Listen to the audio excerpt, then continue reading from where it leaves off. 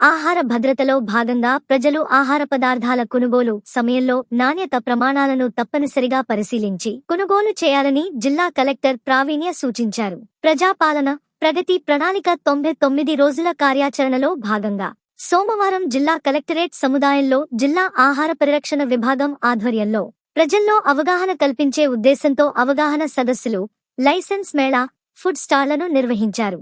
ఈ సందర్భంగా ఆహారంలో కల్తీలపై లైవ్ డెమోన్స్ట్రేషన్ నిర్వహించారు. కలెక్టరేట్ గ్రీవెన్స్ హాల్లో పండ్లను కృత్రిమంగా పక్వం చేయుటకు సరైన మార్గం అనే పోస్టర్ను జిల్లా కలెక్టర్ ఆవిష్కరించారు. అనంతరం కలెక్టరేట్ ఆడిటోరియంలో అంగన్వాడీ వర్కర్లకు శిక్షణ కార్యక్రమం నిర్వహించి వారికి సర్టిఫికెట్లు జారీ చేయనున్నట్లు తెలిపారు.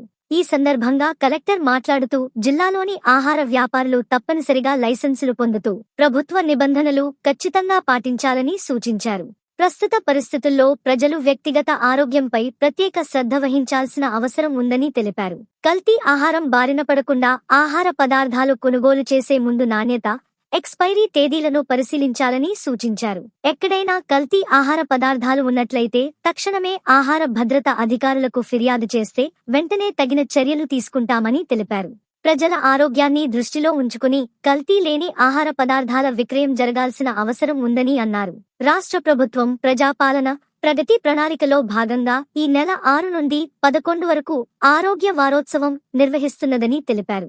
ప్రజలు ఆహార సంబంధిత ఫిర్యాదుల కోసం 9908978790 9985600062 ఫోన్ నంబర్లను సంప్రదించాలని సూచించారు. ఈ కార్యక్రమంలో అడిషనల్ కలెక్టర్లు Madhuri, Pandu, sub collector Umaharathi, revenue divisional అధికారి రాజేందర్, ఫుడ్ సేఫ్టీ అధికారులు అమృత, రాజేశ్వర్ తదితరులు పాల్గొన్నారు. డిపార్ట్మెంట్ సంగారెడ్డి జిల్లా తరఫున ఈరోజు 99 రోజుల ప్రగతి ప్రణాళికలో భాగంగా ఈరోజు సంగారెడ్డి కలెక్టరేట్ నందు ఫుడ్ సేఫ్టీ డిపార్ట్మెంట్ వాళ్ళు స్టాల్స్ కొన్ని అవేర్నెస్ ప్రోగ్రామ్స్ కండక్ట్ చేయడం జరిగింది.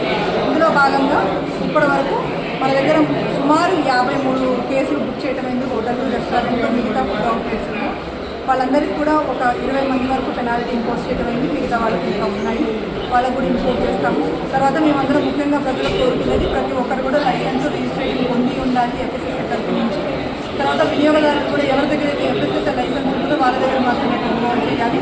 ఎటువంటి ఫిర్యాదులు ఉన్నా కానీ ఫుడ్ సేఫ్టీ డిపార్ట్మెంట్కైనా సంప్రదించవచ్చు, లేదంటే కలెక్టరేట్లో ఎక్కడికి అప్పచెప్పినా కానీ ఇన్ఫర్మేషన్ వస్తుంది.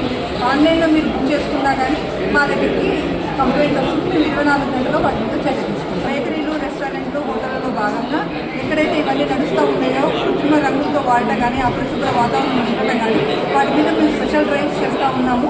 ఇప్పుడు కూడా మేము వాటి మీదనే ఉన్నాము. దాంట్లో భాగంగానే మీ శిక్షణా తరగతులు కూడా వారందరూ కండక్ట్ చేయడం జరుగుతూ ఉంది. వాళ్ళందరిలో ఒకరోజు మార్పు రాకుండా అక్కడ పనిచేసే వాళ్ళందరికీ కూడా వీటి మీద అవగాహన కల్పించాలనే ఉద్దేశంతో భారత ప్రభుత్వం నిర్దేశించిన ఫాస్ట్ ట్రాక్ ట్రైనింగ్ మన జిల్లాలో వ్యాప్తంగా చేయడానికి